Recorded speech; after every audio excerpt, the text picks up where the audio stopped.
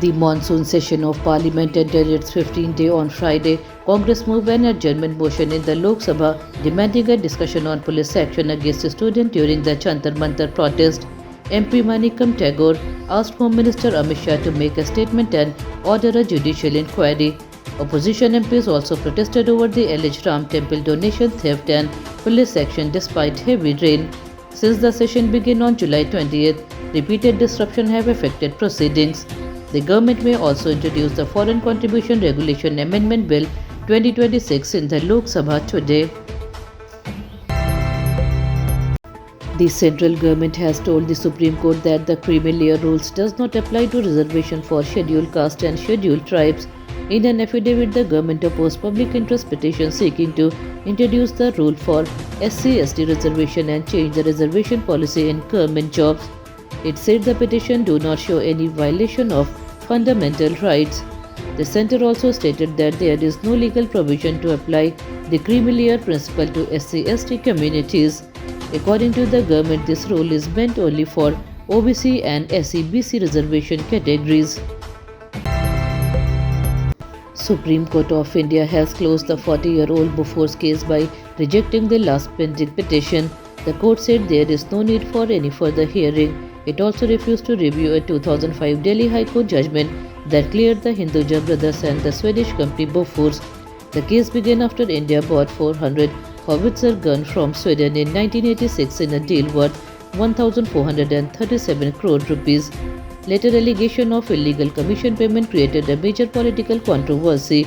The scandal became a key issue in the 1989 general election, which former Prime Minister Rajiv Gandhi's party lost. A suspicious Scorpio SUV broke through a police checkpoint in Ramban district of Jammu and Kashmir while travelling from Srinagar to Jammu. The driver ignored police signals to stop. Security personnel fired 3 rounds at the vehicle, but it managed to escape toward Nashri. After the incident, the police, CRPF and army launched a joint search operation in the area. Security forces are searching for the vehicle and the people inside it. Officials have increased security and are checking nearby routes. The investigation is continuing and more details are awaited. Iran-backed Houthis rebel carried out major attacks in Yemen and Saudi Arabia on Thursday. In Yemen, ballistic missiles and drones hit military bases, killing 58 soldiers and injuring many others. Yemen's defense ministry said it will respond at the right time and place. In Saudi Arabia, the attack hit the Najran region. 11 civilians were injured, including 7 Saudis, 1 Yemenis, 2 Egyptians, 1 Pakistani and a 4-year-old child. The strike also caused fire in several areas, with large flames seen rising into the sky. Authorities are assessing the damage. The United States is preparing to change its nuclear policy as tension with Russia and China continue to grow. According to NBC News, the Pentagon is working on a new strategy that includes the possible use of small tactical nuclear weapons along with larger nuclear bombs. These smaller weapons could be used against military targets during a limited conflict. The plan is being developed by Pentagon Policy Chief Elbridge Colby. Officials say the new strategy would give the US President more response options instead of choosing only between a larger nuclear attack or taking no action. US President Donald Trump has signed 2 new executive orders on immigration. One order aims to reduce the number of people who can get US citizenship by birth. The second order targets birth tourism. It will place stricter visa rules on foreign visitors who travel to the United States to give birth.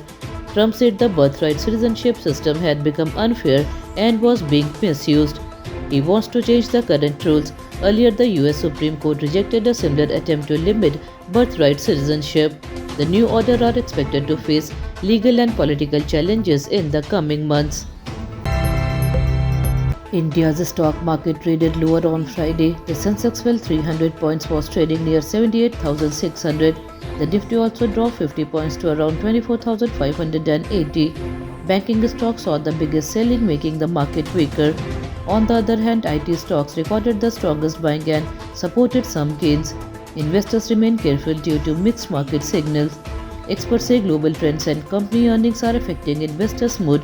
The market may remain up and down during the day as traders closely watch domestic and international development before making fresh investment decisions. Indian Grandmaster R. Pragyananandha has won the Grand Chess Tour St. Louis Rapid and Blitz title in the United States. He stayed at the top of the points table after the Rapid Games. In the second last Blitz round, he drew his match against Uzbekistan's Senderov. The draw helped him win the title with one round still left. Pragyananandha scored 23.5 points out of 35, finishing 1.5 points ahead of Senderov, who scored 22 points. This is his first Grand Chess Tour Rapid and Blitz title. He also received $50,000 as prize money. Heavy rain has caused flood in many parts of North India. In Uttarakhand, 6 rivers including the Alaknanda and Bhagirathi are flowing above the danger level. Many roads are closed and schools remain shut in some districts. In Haridwar and Rishikesh, flood water has covered river ghats and temple. In Uttar Pradesh, flood water has entered many villages and schools, while rising river have damaged homes and temples. In Delhi NCR, heavy rain caused traffic jams. A young man was swept away in an open drain and rescue teams are still searching for him. That's all for today's bulletin. We'll be back with more updates next time. Until then, this is Tamanna Rizvi signing off. Have a good day.